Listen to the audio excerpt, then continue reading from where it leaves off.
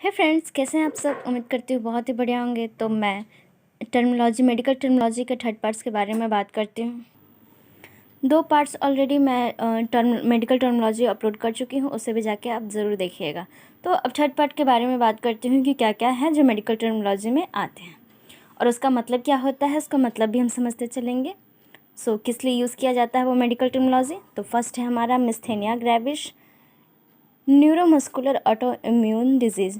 जो myasthenia gravis होता है एक डिजीज़ जो कि ऑटो इम्यून की वजह से होता है और ये न्यूरोमस्कुलर डिजीज़ होता है। डाइपोप्लिया और double vision, perceptions of two image of a single things. जब किसी पर्सन को एक ही इमेज को दो दो बार देखना, अगर सिंगल पीस है यानी कोई सिंगल ऑब्जेक्ट है और आपको इमेज दो दो दिख रहा है, आप परसेप्शन कर रहे हैं, तब वो उस कंडीशन को हम लोग डाइप्लोपिया और डबल विज़न उसको हम लोग बोलते हैं मेडिकल टर्म में। नेक्स्ट है हमारा ऑस्टियोपोरोसिस। ऑस्टियोपोरोसिस क्या होता है? It is an age related metabolic disease in which more bone reabsorption occur in a compared to a bone formation। Ostium कहने का मतलब रिलेटेड टू बोन हो गया, अपोरोसिस कहने का मतलब क्षय होना। ये एक मेटाबॉलिक डिजीज़ है जो कि मोर बोन रीअब्जॉर्प्शन, अगर जब बोन में रीअब्जॉर्प्शन ज़्यादा होना स्टार्ट हो जाए और कंपेयर टू बोन फॉर्मेशन से ज़्यादा बोन रीअब्जॉर्प्शन ज़्यादा होना स्टार्ट हो जाए, यानी कि धीरे धीरे जो वो हड्डियाँ हैं वो धीरे धीरे क्षय होना स्टार्ट हो जाता है। नेक्स्ट बात करते हैं गुलियन बेरल सिंड्रोम। गुलियन बेरल सिंड्रोम क्या होता है? It is an acute infections disease of cranial and peripheral nerves. ये एक ऐसा एक्यूट इन्फेक्शन डिजीज़ है जो कि क्रेनियल और पेरिफेरल नर्व में इन्फेक्शंस के थ्रू होता है। केराटोमिसोसिस क्या होता है? It is a fungal infection of the cornea. Cornea में जब फंगल इन्फेक्शन हो जाता है उसको हम लोग क्या बोलते हैं? Keratomycosis. Hypoxemia, lack of O2 in the body tissue is known and हाइपोक्सेमिया।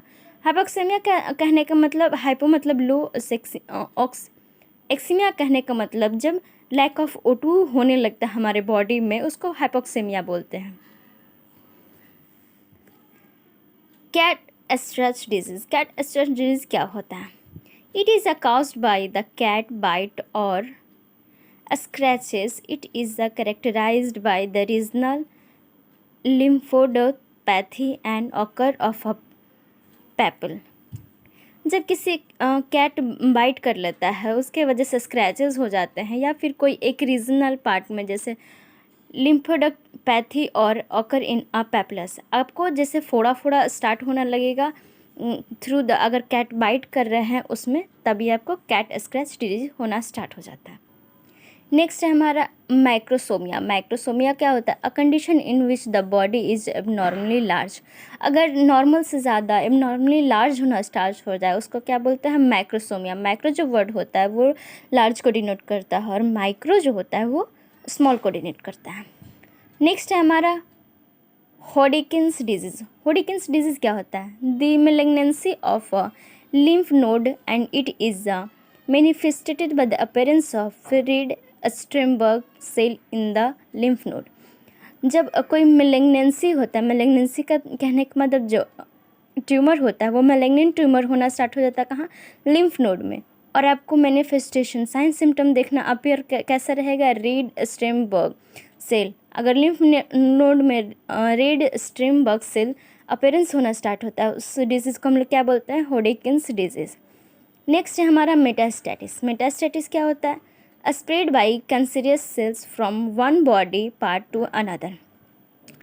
जो एक कैंसरियस सेल होता है जो कि कहाँ स्प्रेड होता है?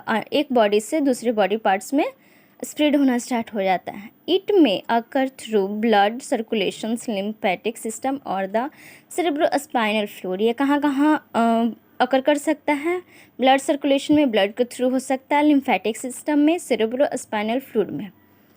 नेक्स्ट बात करते हैं पेलेग्रा। पेलेग्रा क्या होता है? Persons with high intake of maize and jowar. जब कोई पर्सन हाई इंटेक कर लेता है क्या? मेज यानी जो मक्का और ज्वार जो होते हैं वो। It is a deficiency in a tryptophan whereas a jowar has a high leucine content. इसका डिफिशेंटी होने लगता है ट्राइपोफैन का, जो कि ज्वार में हाई ल्यूकेन कंटेंट प्रेजेंट होता है, उसको हम लोग क्या बोलते हैं, प्लेग्रा बोलते हैं। नेक्स्ट है हमारा diabetes mellitus. It is characterized by the 3P। हम इसको 3P से जान सकते हैं। इसका मेनली साइन सिम्टम अगर आपको देखने को मिलेगा 3P: polyuria, polydysphagia and polyphagia. Polyuria मतलब यूरिन का फॉर्मेशन ज़्यादा हो रहा है। पॉलीडिस्फेजिया मतलब आपको भूख बहुत ज़्यादा लग रहा है। पॉलीफेजिया देखने को ये 3 साइन सिम्टम देखने को मिलता है। तो आप समझ लीजिएगा डायबिटीज़ मेलाइटस आपको बॉडी में अकर हो रहे हैं। फिर नेक्स्ट है मायोपिया। मायोपिया क्या होता है? Near sidedness. A patient can see nearby a located object but the distance vision is defected। किसी पर्सन को अगर वो नज़दीक का ऑब्जेक्ट देख पा रहे हैं बट दूर का विज़न उनका लॉस हो रहा है, तो उस कंडीशन को हम लोग मायोपिया बोलते हैं। तो हम जाने कि मायोपिया क्या होता है। अब नेक्स्ट जानते हैं हाइपरोपिया क्या होता है। फार साइटेडनेस। फार करने का मतलब किसी पर्सन को नज़दीक का दिखेगा बट दूर का नहीं दिखेगा। Distance vision is a normal but near vision is a defected. वही हो गया, जो डिस्टेंस विजन उन्हें क्लियरली दिखेगा बट जो नियर विजन है उसमें आपको डिफेक्टेड देखने को मिलेगा। एल्कोहलिस क्या होता है? It is a condition in which there is a impaired peristaltic in a lower esophagus. एक ऐसा कंडीशन जिसमें इम्पेयर्ड होने लगता है पेरिस्टाल्टिक इन लोअर एसोफेजिया। जो लोअर एसोफेजिया है उनमें इम्पेयर्ड पेरिस्टाल्टिक होना स्टार्ट हो जाता है। During swallowing lower esophageal sphincter doesn't relax. जो लोअर एसोफेजियल स्पिंचर है वो नॉर्मली रिलैक्स रहते हैं, बट अगर ऐसा कंडीशन आ रहा है अल्कलाइसिस का, तो उस कंडीशन में वो रिलैक्स नहीं रह पाएंगे नॉर्मली। कार्निया क्या होता है? It is a place where the trachea is bifurcated into right and left primary bronchials. ये एक ऐसा कंडीशन होता है जहाँ की ट्रैकिया बाइफ्लक्चुएटेड होते रहता है राइट से लेफ्ट प्राइमरी ब्रोंकाइस में। ट्रांसफेरिन क्या होता है? It is a helpful in the transportation of iron from the intestine into the blood. एक ऐसा ट्रांसपोर्टेशन है जो कि एक ऐसा हेल्पफुल ट्रांसपोर्टेशन है जो कि आयरन को इंटेस्टाइन से ब्लड में ट्रांसपोर्ट करने में हेल्प करता है। Superior vena cava syndrome.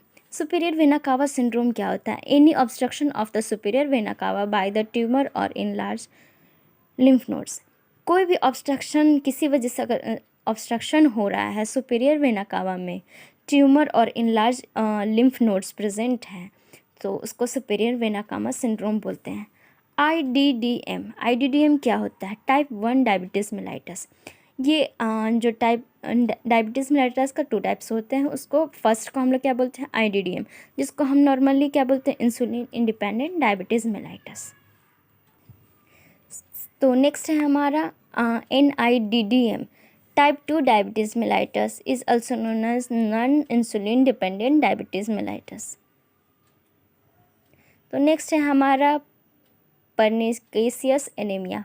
परनिकेसियस anaemia क्या होता है उसके बारे में चले जानते हैं। It is occur due to deficiency of the vitamin B12। ये जो परनिकेसियस एनीमिया है वो विटामिन B12 के डिफिशेंसी के कारण अकर होता है। मुल्फिन साइन क्या होता है? It is a sign of the gall bladder disease. ये एक गॉल ब्लैडर डिजीज़ का साइन है। It is a method to elected tenderness of a gall bladder. ये एक ऐसा मेथड है जो इलेक्टेड होता है, टेंडरनेस यानी अकड़ना शुरू हो जाता है गॉल ब्लैडर में, तो आपको मुल्फिनियन साइन बोलते हैं उस चीज़ को। अर्थोस्क्लेरोसिस क्या होता है? Elevated cholesterol level, obesity, hypertension, smoking, stress risk factor of MI।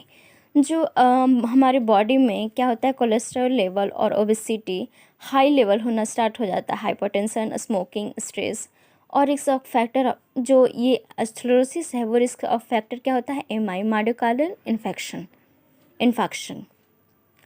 Hypokalemia word जो होता है वो रिलेटेड तो किस चीज़ का होता है?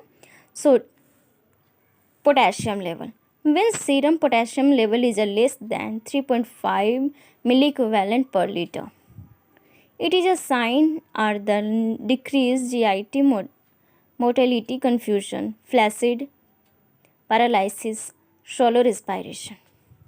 सेप्टिसेमिया, सेप्टिसेमिया क्या होता है? सेप्टिसेमिया वर्ड जो होता है वो सेप्सिस से रिलेटेड है. सेप्सिस कहने का मतलब इन्फेक्शन.